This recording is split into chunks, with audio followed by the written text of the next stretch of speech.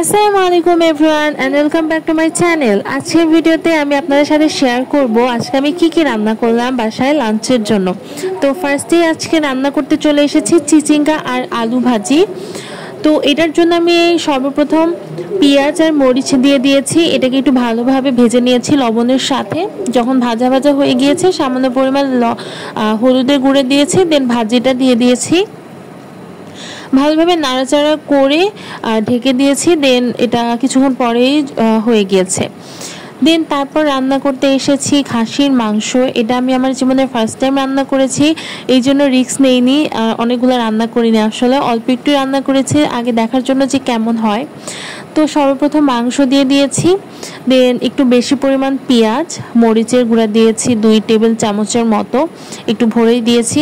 And 2 table চামচের মতো হলুদের গুঁড়াও দিয়েছি কালারটা যাতে একটু ভালো আসে। অ্যান্ড 2 টেবিল চামচের মতো লবণটা পোড়ার মতোই।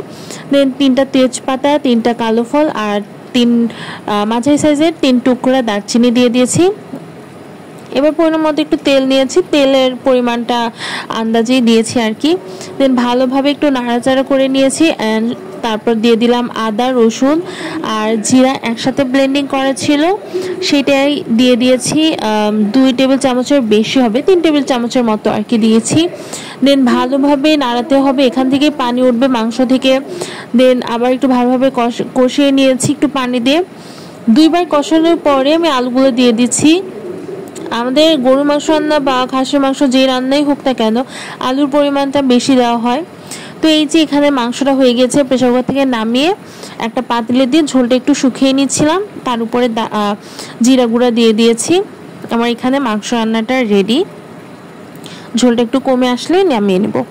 তারপর রান্না করতে এসেছি খাসির মাংসের মগজ। আজকে মগজ পোড়া করব, তার জন্য পেঁয়াজ নিয়ে নিয়েছি। পেঁয়াজের 3 টুকরা দারচিনি দিয়েছি, 3টা তেজপাতা আর 3টা এলাচ দিয়ে ভালোভাবে ভাজা করে নিয়েছি। একটু ভাজা হয়ে গেলে একে একে সবগুলো মশলাই দিয়ে দিব। প্রথমে দিলাম শুকনা গুঁড়া মরিচ, তারপর দিলাম হলুদের গুঁড়া, মরিচের গুঁড়াটা একটু কমই দিয়েছি। তারপর দিলাম আদা রসুন আর জিরা বাটা 2 টেবিল চামচের মতো দিয়েছি, দিয়ে ভালোভাবে একটু কষিয়ে নিতে হবে। সামান্য একটু পানি দিয়ে দিলাম যাতে পোড়া গন্ধ না বের হয় মশলা থেকে।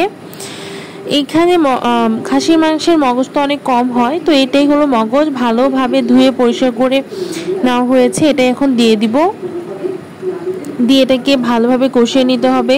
পানি কমে গেলে আরেকবার পানি দিয়েছিলাম, পানি দিয়ে ঢেকে তারপর হয়ে যাবে। এই যে হয়ে গিয়েছে, এটাকে এখন এমনভাবে একটু নাড়াচাড়া করতে হবে যাতে এখান থেকে তেল উঠে আসে। একদম পানি শুকিয়ে গিয়েছে। আজকের ভিডিওটি এই পর্যন্তই, ভালো থাকবেন সবাই, আল্লাহ হাফেজ।